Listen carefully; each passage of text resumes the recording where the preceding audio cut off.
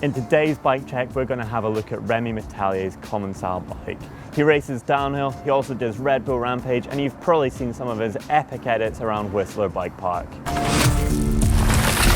So let's take a look at that Commencal frame set. It's a Supreme V4, so it's an aluminium frame set, and have a look at this chain path. So it's got an idler that goes all the way up here. It's got loads of protection on the chainstay right there as well.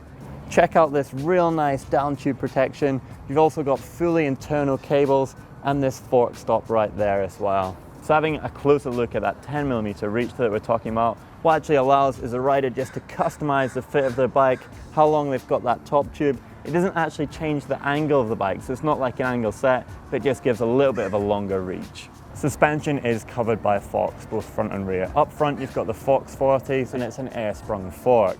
The suspension on the rear and the 220mm of travel that the Commencal have is covered by the Fox. It's a Flow X2 shock, and Rémy's stuff is actually tuned by Vorsprung, which is a suspension company based here in Whistler. Rémy uses Maxxis tyres. So up front you've got the Minion, it's a DHF, and on the rear you've also got a Minion, but it's a DHR. They're both a 3C compound, and wheels, well, they're supplied by Easton. So you've got the Havoc wheel set, and the brakes, well, they're supplied by Shimano Saint, and you've got a set of 203mm disc rotors, both on the front and the rear. Drivetrain is handled by Shimano, so you've got the Saint derailleur, and then take a look at this cassette. So it looks absolutely tiny. It's only a 7-speed. Now this is actually an XT cassette, but Rémy's removed the top 3 cogs and got rid of them, so it's just a 7-speed. Now let's take a look at this crankset though. So this is actually a carbon crankset, minimizing any weight possible. Comes from RaceFace. It's a 6C and it's 170mm in length. It's a 36-tooth chainring, and then you've got an E13 LG1 Chainguide. It's got a bash plate just under there as well. So for all those Whistler rocks, if Rémy does hit something, he's got protection on that chainring. The pedals are HT, they're the X2 version, and Rémy's actually taken out these front 3 pins and just left the 2 back ones in. That's just his preferred choice and setup.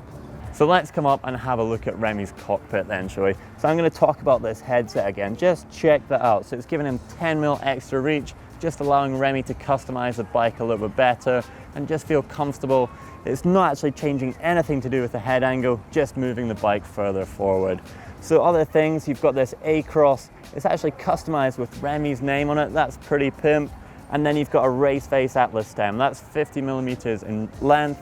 And then you've got a set of RaceFace carbon bars. They're the 6C edition, 35mm clamp as well, with a 35mm rise. The width of them is 765mm. And then you've got a set of Saint brakes and also a Shimano Saint shifter.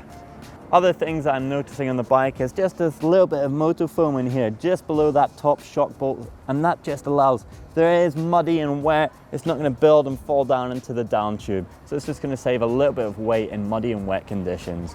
You've got a carbon RaceFace seat post here as well, and then the saddle is also RaceFace. It's the Atlas, and I have noticed he's actually been buzzing out on his tire right here, so maybe we'll find out if Rémy uses all 220mm of suspension when he's riding. I've noticed that you've been buzzing your saddle off your tire quite a lot.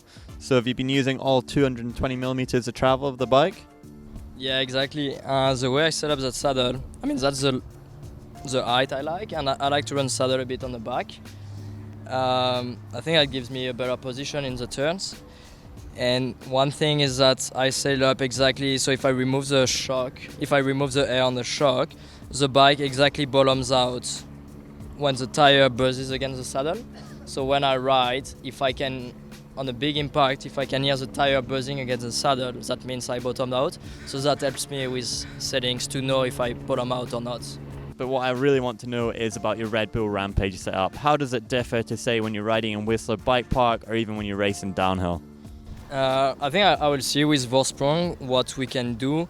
We're probably gonna work on getting the suspension a bit more progressive, especially if there is like a bigger impact, but it depends a lot on how will be the line I will choose. If it's really steep, maybe I want a bike that sags a little bit on the back and make sure that I get like good traction, good grip. And if I have like mainly just big jumps and big impact, I will definitely pump up air in the suspension, tight the compression and slow down the rebound. So there we go, that's how you'd set up your bike for Rampage. And if you want to watch some more videos from GMBN, why don't you click just down there for a full pro bike playlist. And if you click just below Remy, you're going to get to how to whip. Or you can click on the bike and subscribe to Global Mountain Bike Network channel. And if you liked Remy's bike, then give it a thumb up like.